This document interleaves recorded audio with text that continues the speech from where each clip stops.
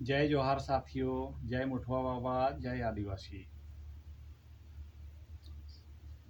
9 अगस्त विश्व आदिवासी दिवस की आप सभी भाइयों बहनों को हार्दिक शुभकामनाएं।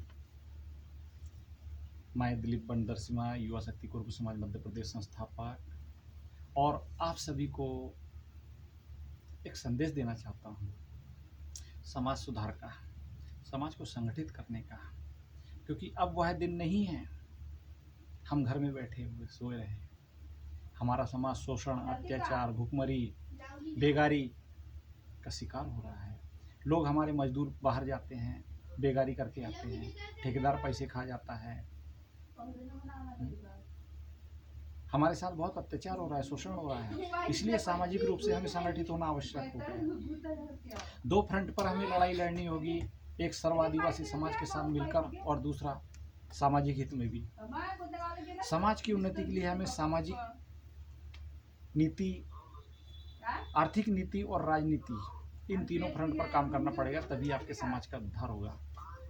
अगर आप सोचोगे कि हम संगठन बना लेंगे और राजनीति की बात नहीं करेंगे, तो मैं समझता हूँ समाज का विकास नहीं होगा। क्योंकि संविधान में जो आरक्षण मिला है हमें, वो आरक्षण का लाभ एक समुदाय विशेष ले रहा है। हमारे लोग पढ़े लिखे नौजवान सड़कों पर रोते नजर आते हैं।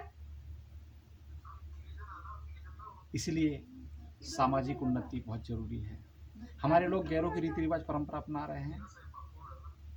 मैं उनसे कहना चाहूँगा, आप जन्म से लेकर मृत्यु तक के संस्कार अपनी आदिवासी रीति रिवाज के अनुसार अपनाइए।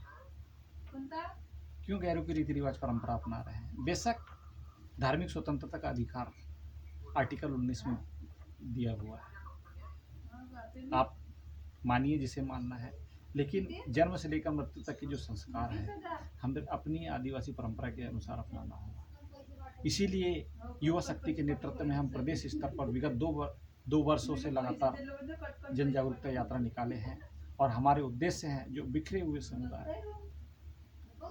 कुरुबु समुदाय को हमें संगठित करना है और पूर्वजों के द्वारा बनाए हुए रीति रिवाज परंपरा संस्कृति का पालन करना है। पूर्वजों ने ऐसे ही अपनी रीति रिवाज परंपरा संस्कृति का निर्माण नहीं किया है। हम गैरों की परंपरा अपना करके उनका अपमान नहीं कर सकते। हमारे पूर्वज आज भी एक तत्व अर्थात वायु रूप में ब्रह्मांड में मौजूद है।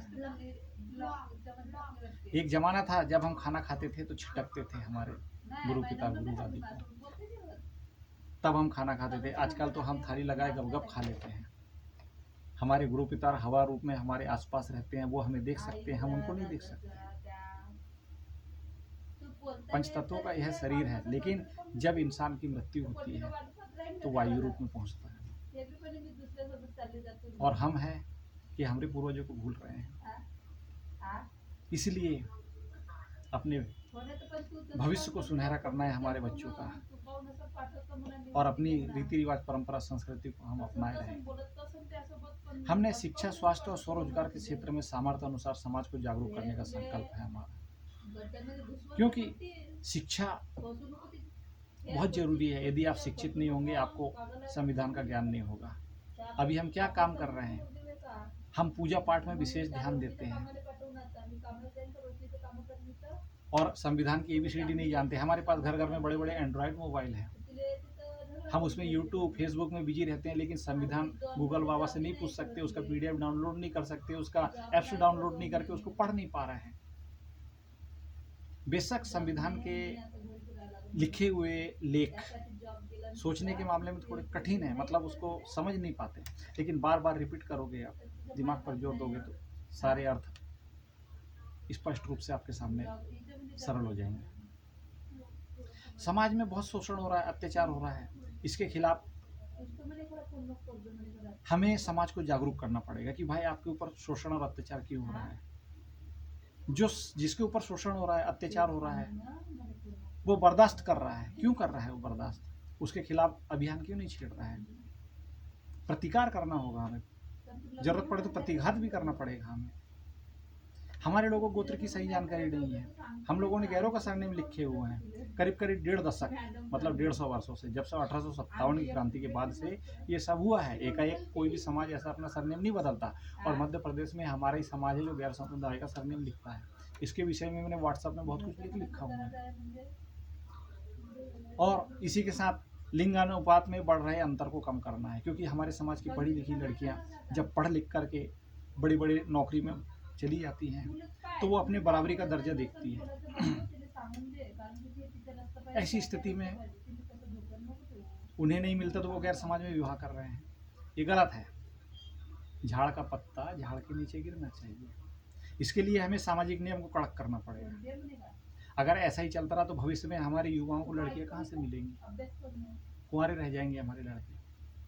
इसके लिए हमारी सामाजिकता, हमारी सामाजिक परंपरा को मजबूत करना पड़ेगा। कोरकू समुदाय के कलाकार,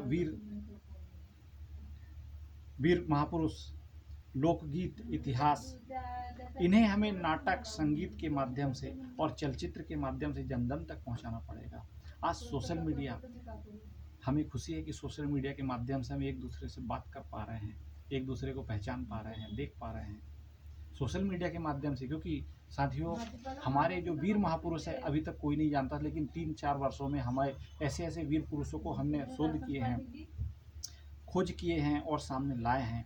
क्योंकि ये वीर महापुरुष ऐसे वीर योद्धा थे जिन्होंने जबरदस्त समाज के ऊपर जो अत्याचार और शोषण हुआ उसके खिलाफ आवाज उठाए थे, अंग्रेजों के विरुद्ध जबरदस्त अभियान छेड़े थे। इसीलिए हमें भी यह अभियान छेड़ना है।